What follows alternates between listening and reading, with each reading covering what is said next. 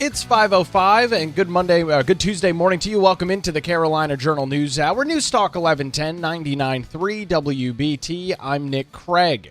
San Francisco-based company Genentech, a member of the Roche Group, held a groundbreaking ceremony in Holly Springs yesterday to mark the start of its construction of its first East Coast manufacturing facility. The $700 million project is part of Genentech and Roche's $50 billion investment in U.S. manufacturing and infrastructure. The more than 700,000 square foot facility, which will support the production of metabolic medicines, includes next generation treatments for obesity and will create more than 1,900 jobs. More than right now, 1,500 jobs in terms of construction to build the facility and more than 400 manufacturing jobs with an average annual wage of $120,000 a year. The Genentech CEO was in attendance along with U.S. Representative Deborah Ross, the Democrat out of the 2nd Congressional District, Governor Josh Stein, the Commerce Secretary, and Lee Lilly, as well as State Senator Sidney Batch, Elisa Grafstein, as well as State Representatives Aaron Perret and other members of the Wake County Commission and Mayor of Holly Springs. According to the CEO of Genentech, they wrote in a press release, quote, "We are proud to break ground on our new manufacturing site in Holly Springs, North Carolina, with its world-class biotech talent, top research institutions, and a robust infrastructure that will enable our growth for years to come. With this step, we are taking action to deliver more life-changing medicines to patients faster, contributing to the local economy and bolstering manufacturing and innovation in the United States."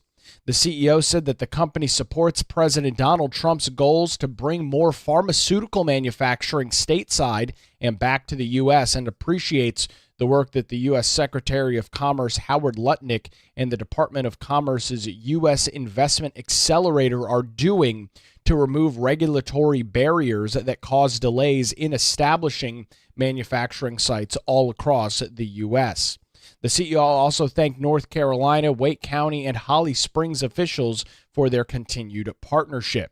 Governor Josh Stein also in attendance and said, quote, "North Carolina has earned its reputation as the best state for business, and Genentech's decision to put down roots in Holly Springs is further proof of our leadership in the biotech sector. From our top-tier research universities to our world-class workforce, North Carolina has exactly what companies need to succeed. I am pleased to welcome Genentech to Holly Springs as they expand their operations to the East Coast." Now, this isn't going to happen immediately. The new facility is expected to be completed and operational by 2029, and the more than 100-acre lot includes space for potential future expansions. Now, it will be partially funded through a job development investment grant. We've been talking about those over the last couple of months, a JDIG grant. The project is estimated to grow by more than $3 billion over a 12-year term. Under the current JDIG agreement, the company may receive up to $9.8 million in potential reimbursements over that 12-year time period, with that, however, being contingent on creating at least 420 jobs. These state payments are issued only after the Department of Commerce and Revenue confirm that the company has achieved its job creation and investment targets. Additional incentives comprise of $756,000 from the North Carolina Community College System, $827,000 from the Department of Commerce's Division for Workforce Solutions, and $19.7 million from Wake County, including an additional $13 million from Holly Springs itself, the small town in Wake County, according to a press release from Genentech. Another company known by Amgen, AMGEN, broke ground in Holly Springs on its $1 billion manufacturing facility in January, as well as Fujifilm's biotechnology has also announced plans to expand in the area as well. So as we look across the state of North Carolina, Comments there from Governor Josh Stein in the press release about North Carolina being the number one state for business. We are seeing some accelerated growth here across the Tar Heel state. You can read more about Genentech and what they are planning to do over on our website this morning, carolinajournal.com. The headline story, biotech company Genentech breaks ground on Holly Springs facility. It's now 5:10. You're listening to the Carolina Journal News Hour. Last week, we talked about the social media giant and TikTok, their parent company ByteDance, and some ongoing litigation here in the state of North Carolina. We do have some updates this morning as it relates to the state's highest court. To walk us through that, Mitch Kokai of the John Locke Foundation joins us on the Carolina Journal News Hour. Mitch, just a couple days ago chatting about TikTok and some of the issues here in North Carolina. Looks like they're looking for the high court to step in. What's going on? That's right. The business court in North Carolina is overseeing this lawsuit that the state filed against TikTok and ByteDance. And basically, the most recent significant development was that business court judge Adam Conrad said that he was not going to grant TikTok's motions to dismiss the lawsuit on various grounds. So the suit continues to go forward, but TikTok is now asking the state Supreme Court to step in and reverse that decision, saying that they think that business court judge Adam Conrad got it wrong. Now, this case has attracted some national attention because in addition to the order that allowed this case to move forward, throwing out TikTok's motions to dismiss, the judge, Adam Conrad, also unsealed some evidence in the case, including a video that some people are saying is very damning toward TikTok because it's an internal video showing some video of meetings that TikTok staffers had in which they seem to suggest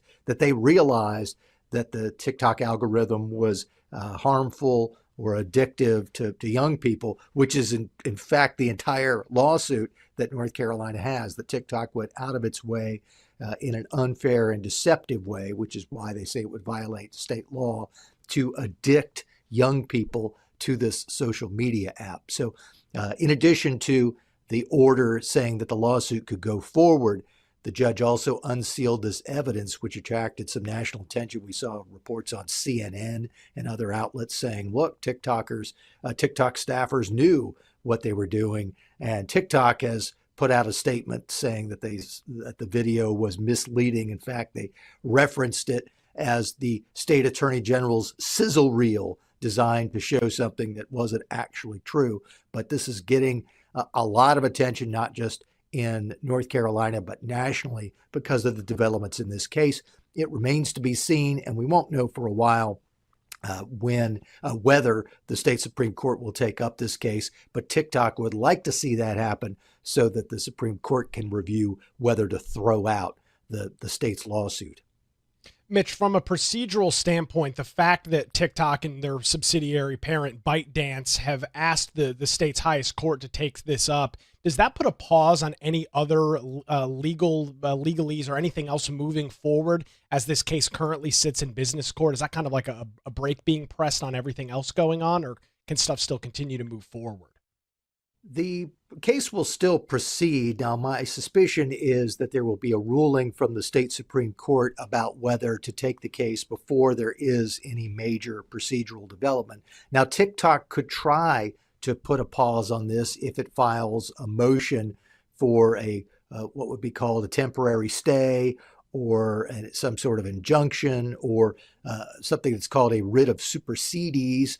If you have any of those things and the Supreme Court goes along with it, that could pause what's happening at the business court. But based on where things stand with the case as it is now, my guess is that the Supreme Court will decide whether or not to take the case without affecting in any way what's going forward with the case at the trial level. But if TikTok is worried about that, worried that something is going to happen in this case that it would like to prevent, then it could file with the Supreme Court to have some sort of action that would stay proceedings. At this point, it hasn't. It's just filed a notice of appeal. We'll obviously continue to keep an eye on both what's going on in the business court side of it and if the state Supreme Court decides to take this up. Mitch, from a legal perspective, it is kind of interesting to watch. In this case, we're talking about the state of North Carolina and Attorney General Jeff Jackson go after an industry that is so fast moving and evolves so rapidly. I mean, over the last 30 years, you can see a variety of legal cases over evolving technology like social media and TikTok. It sets out a very interesting situation for the courts to deal with, which typically kind of lag behind some of these new technological developments and inventions like social media. It's certainly true. And you mentioned Jeff Jackson. It's very interesting to see Jeff Jackson leading the charge now from the state, because a lot of people, if they knew anything about Jeff Jackson before he became Attorney General, he was the TikTok congressman. He used TikTok as a member of Congress to talk to his constituents and to a national audience about what things were happening on Capitol Hill. So he's certainly someone who has used this application to his own benefit. I think it'll be very interesting to see whether the courts will end up saying that what TikTok does, which is not entirely dissimilar from what other social media organizations do to get people enticed to continue following what they're doing, if that in some way violates this law against unfair and deceptive trade practices. Part of the argument here is that TikTok was designing this algorithm to be addictive to young people, while at the same time telling everyone that it was safe and that parents shouldn't be worrying about it. If a court ends up deciding that this is a violation of the state's law, that would hurt TikTok's operations in North Carolina and could potentially have implications in other states, many of which have similar laws against unfair and deceptive trade practices. Yeah, and many other states also have similar, not exactly the same, but similar lawsuits against TikTok and ByteDance for things of that nature as well. It's definitely a very interesting legal challenge to watch unfold. We appreciate the update. Mitch Kokai from the John Locke Foundation joins us on the Carolina Journal News Hour. Where it's now 5:17, News Talk 1110, 99.3 WBT. We'll get a look at traffic on your Tuesday morning commute with Boomer Von Cannon. Hey, thank you, Nick, and good Tuesday morning.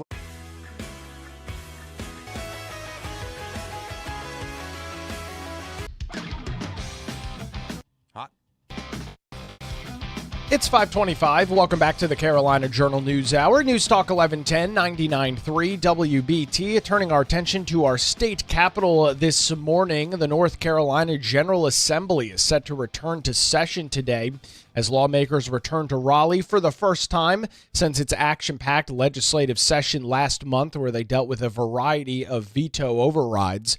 Back in July, the Republican-led North Carolina General Assembly did work with a handful of Democrat lawmakers, and including representatives out of Charlotte Mecklenburg, to vote and voted to override many, but not all, of Democrat Governor Josh Stein's vetoes. And taking a look at the legislative calendar this morning, important to note, just because it is on the calendar does not necessarily mean it is set to get a vote.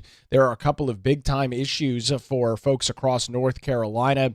Constitutional carry, Senate Bill 50 is on the House calendar this morning. A handful of diversity, equity, and inclusion legislation, pieces of legislation. The North Carolina Border Protection Act, that's Senate Bill 153, and another immigration bill, House Bill 96, the expedited removal of unauthorized persons. Those 6 pieces of legislation do sit on the House calendar for their session, which does begin at noon today. Again, however, it is not immediately clear that Republicans have at least one Democrat vote to come across the aisle to get that veto-proof supermajority. However, we'll see how that unfolds this morning.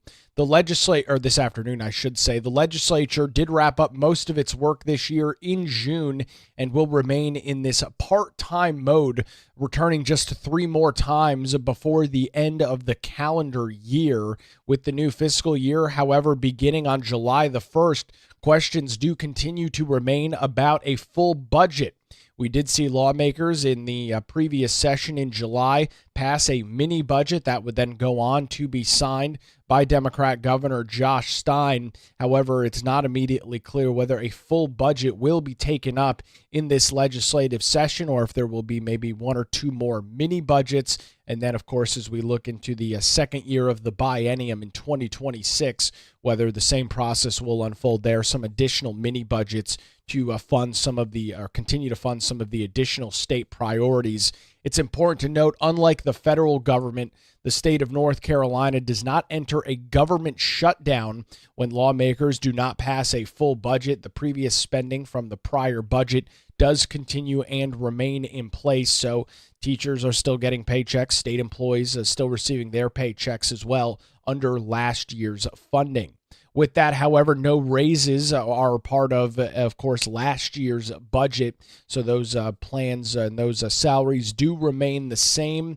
This is, of course, all coming on the heels of some major increases by the state health plan.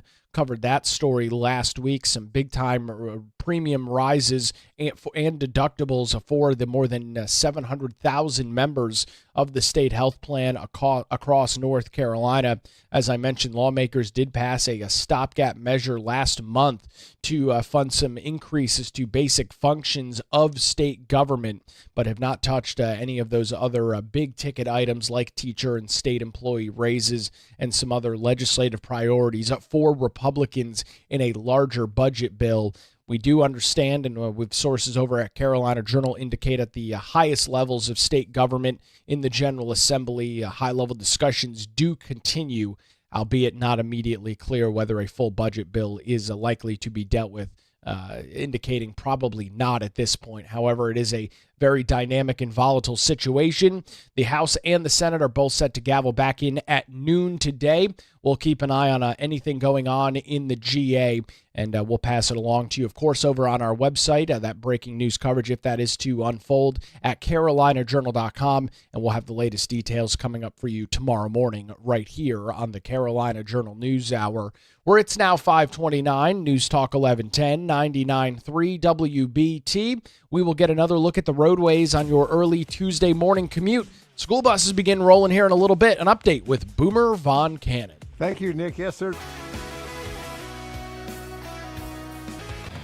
Hot.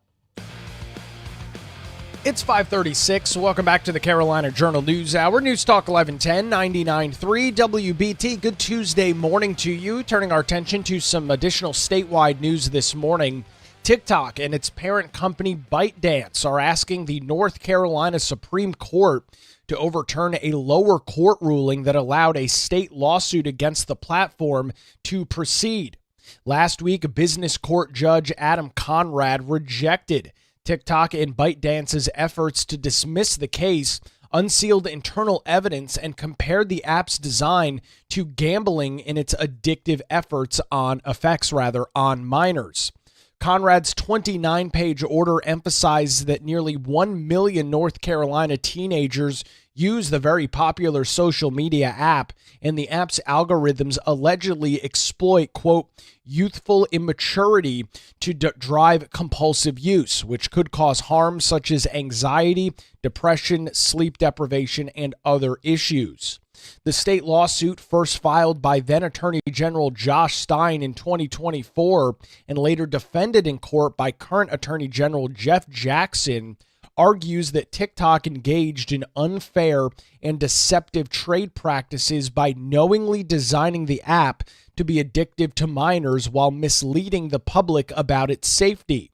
Conrad ruled that the federal law and First Amendment do not shield ByteDance from its stated claims, noting that the company actively targets the North Carolina market. TikTok disputes the allegations, calling a key internal video citing the case misleading and now asking the state's highest court to step in. while they wait for a decision from this North Carolina Supreme Court. The case does have the ability to continue to move in business court. We just had an update last week from the business court. We'll see what happens in the coming weeks and months, whether the Supreme Court takes it up or not, and what the latest is from business court Judge Adam Conrad. You can read details not only on the request to the state Supreme Court, but a ruling last week in business court over on our website, carolinajournal.com.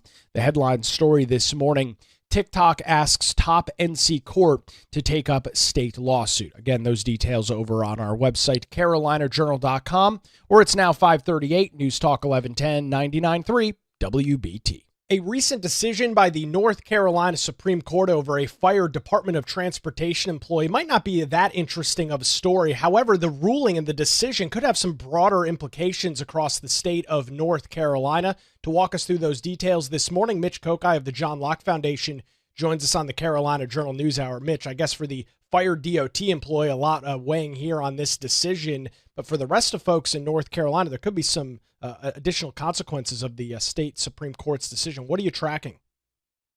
That's exactly right, Nick. I'll give you first some of the specifics of this case. This guy named Thurman Savage, who worked for the DOT, and his job was to certify school bus drivers in North Carolina.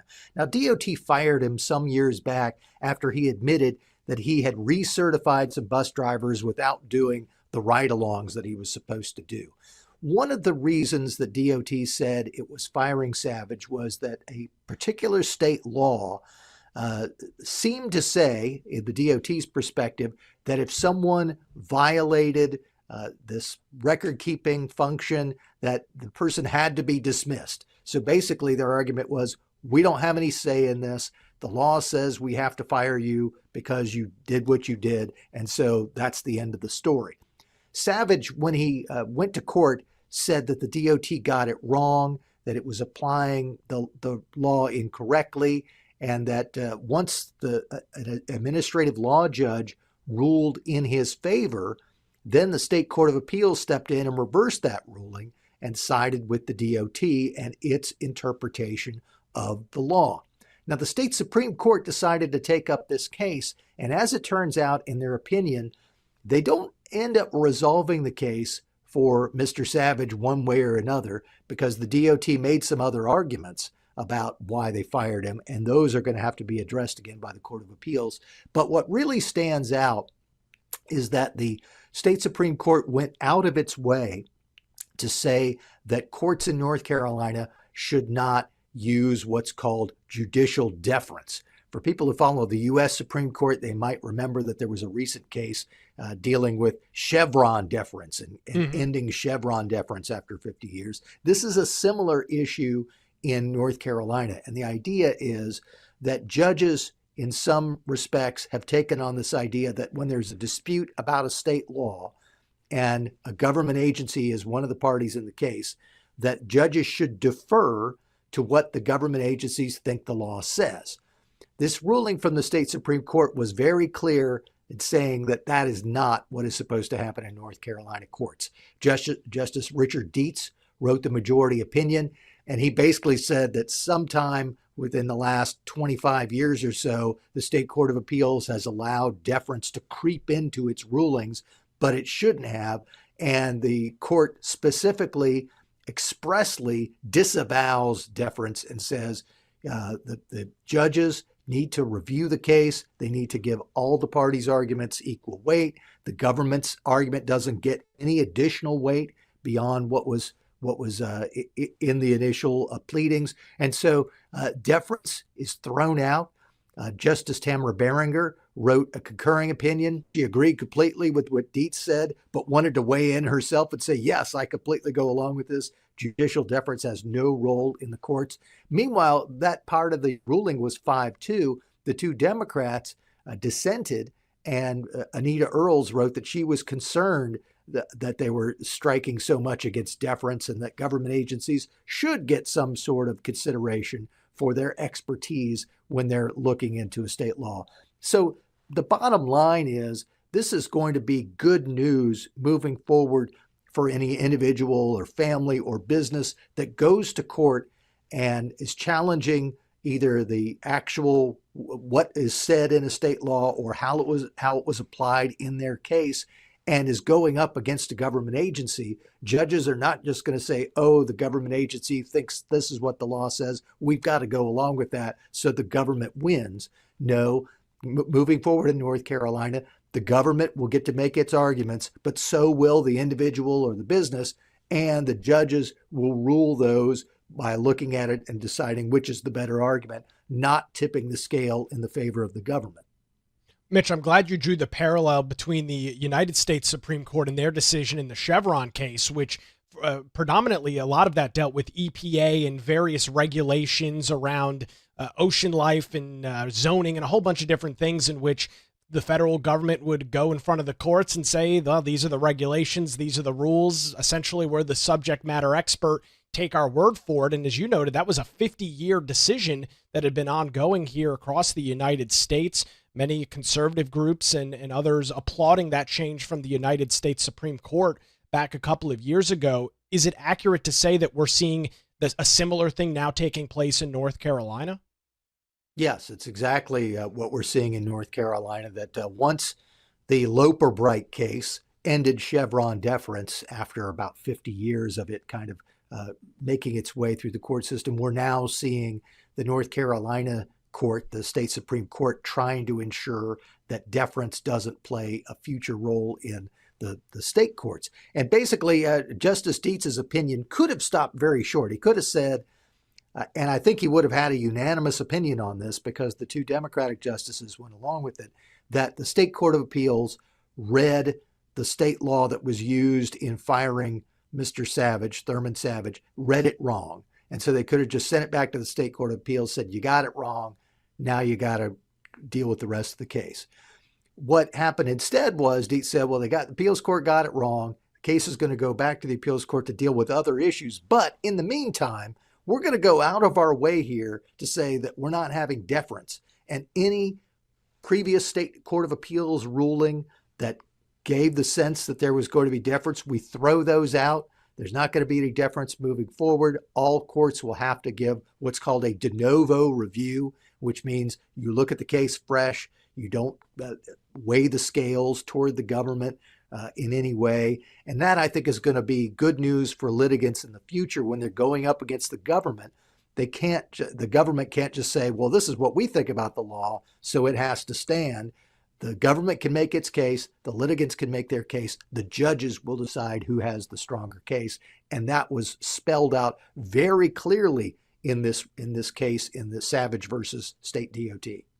Obviously, state law is one thing. Traditionally, that has to go through the General Assembly, passed by both chambers, signed by the governor. But Mitch, another angle of this is regulation, which does not traditionally go through that same process. Many agencies and entities are allowed to come up with their own rules and regulations without them going through the traditional legislative pathway to be on the books here in North Carolina. I would imagine this is going to have a huge implication on entities like NCDEQ and others that some folks may believe have a ridiculous amount of overburdensome regulation. Now maybe individuals can challenge those and get a nice opinion in the courts. It'll be very interesting to see. In fact, there is another case that's within the state Supreme Court that has yet to be decided that's on that point almost exactly, and that is this case dealt with how an agency views a state law and not giving any special treatment there. But there is another type of deference where you defer to the agency about how it interprets its own regulation.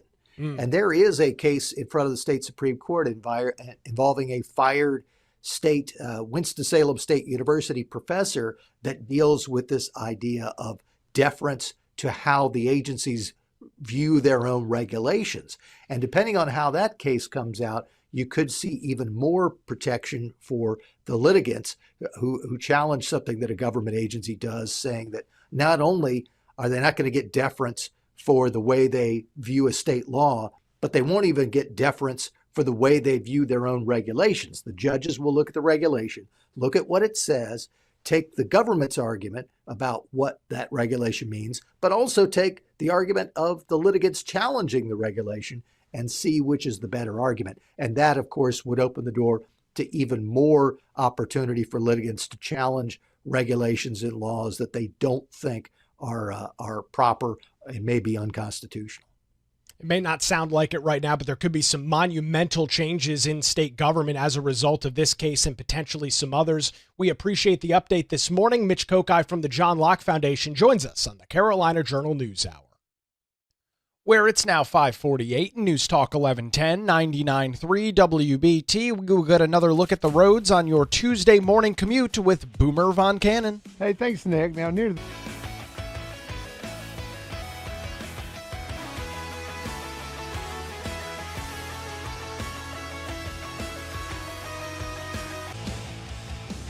Hot.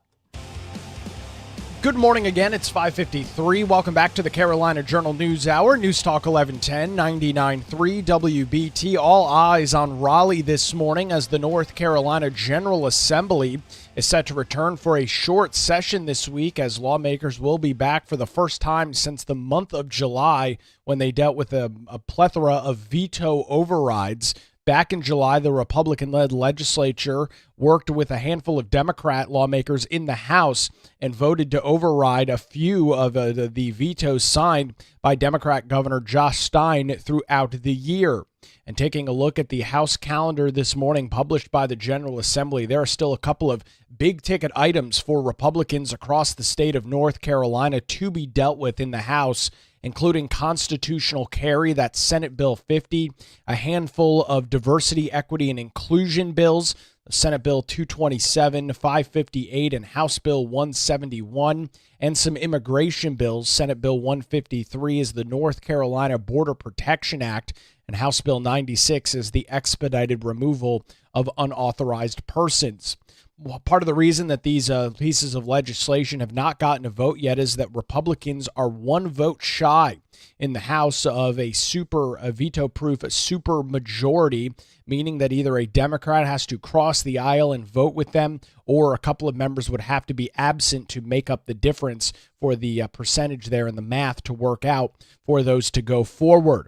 In the North Carolina Senate, well, that's not a problem. Republicans do have that veto-proof supermajority, so it's not immediately clear, even though those items are calendared for noon today when the House is set to gavel back in. It is not immediately clear whether those votes will actually take place or not.